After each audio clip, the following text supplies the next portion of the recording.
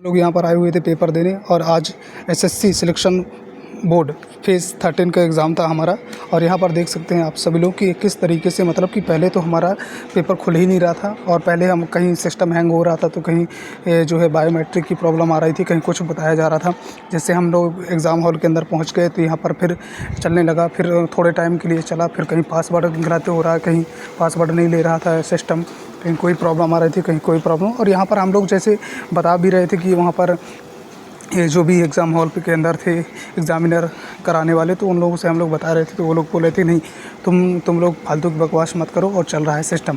तो मतलब तमाम तरीके से हमारे साथ इस तरीके से हो रहा था, कोई यहाँ पर सुनने वाला नहीं था और लगातार हम लोग इसी बात को मांग कर रहे हैं। और एक बात और बताना चाहता हूँ आप सभी लोग को दोस्तों कि मैं ही नहीं बल्कि मेरे जितने भी भाई बहन हैं यहाँ पर सभी लोग आ चुके हैं और एसएससी को बोला जाता है। हम लोगों ने बोला कि हमें पहले जवाब दो कि हम क्यों जाएँ एग्ज़ाम हॉल से और क्यों हम एग्ज़ाम छोड़कर चले जाएँ। तो बोल रहे थे उन लोगों ने बोला, एग्ज़ामिनर ने बोला कि आपको एसएससी को मेल करो, एसएससी आपको जवाब देगी। अब बताइए एसएससी कब तक हमें जवाब देगी, कितना टाइम लगेगा, हमें कुछ समझ में नहीं आता। आप सब लोग जानते हैं कि एसएससी को हम लोग मेल करते हैं तो लगभग सालों तक इसका जवाब नहीं आता, सालों में 2 सालों में इसका जवाब आता है और हम कब तक ऐसे करते रहेंगे। तो हमारे साथ इस तरीके से अगर होता रहेगा अन्याय तो हम कहाँ तक सहेंगे। आप लोग बताओ कि हमारे साथ इस तरीके से हमारा यहाँ पर इस तरीके से हम लोग लिए हुए हैं, अपना एडमिट कार्ड लेकर आए थे यहाँ पर और हम लोग बहुत ही परेशान हैं।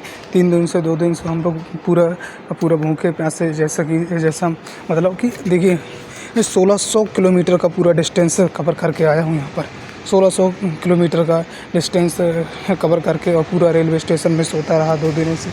और जितने जैसे तैसे पैसे नहीं थे तो मेरे पापा ने मंगाए, दूसरे से कर्ज़ लिया और ब्याज में चल रहे हैं। 3500 रुपये लिए थे कर्ज़ में और वो अभी सब चल रहा है।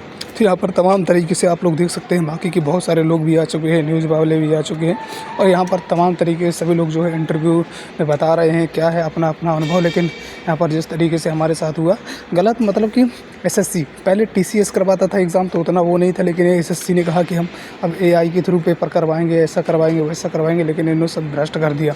अब बताओ हमें क्या करना चाहिए दोस्तों। मैं कहना चाहूँगा कि इसके लिए ना हमें एक धमाके की ज़रूरत है। जिस तरीके से भगत सिंह जी ने कहा था कि भगाने के लिए एक धमाके की ज़रूरत होती है और असेंबली में बम फेंका था, इसी तरीके से हमें भी कुछ ना कुछ करना चाहिए इनके विरोध में।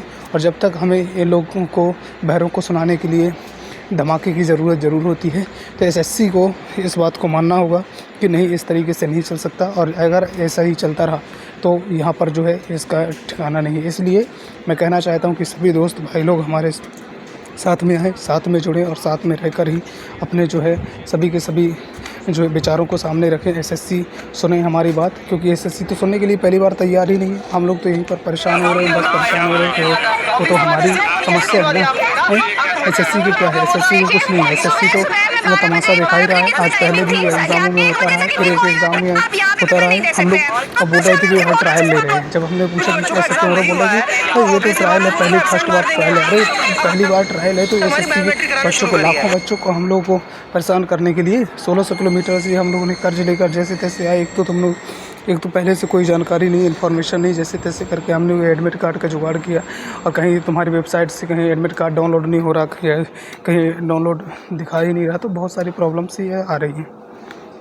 चलिए ठीक है, हम लोग को दिखा दिए, बाकी आप लोग बताइएगा। हम लोग तो जा रहे हैं घर की तरफ और इससे कोई मतलब निकलने वाले नहीं, बाकी देखा जाएगा। बाकी आप लोग बताइए कैसी आपकी राय है और क्या हम इसी तरीके से परेशान रहेंगे या फिर आप लोग इस पर हमारा सहयोग करते हुए आगे बढ़ेंगे। ठीक है, thank you, best of luck, जय हिंद, जय भारत।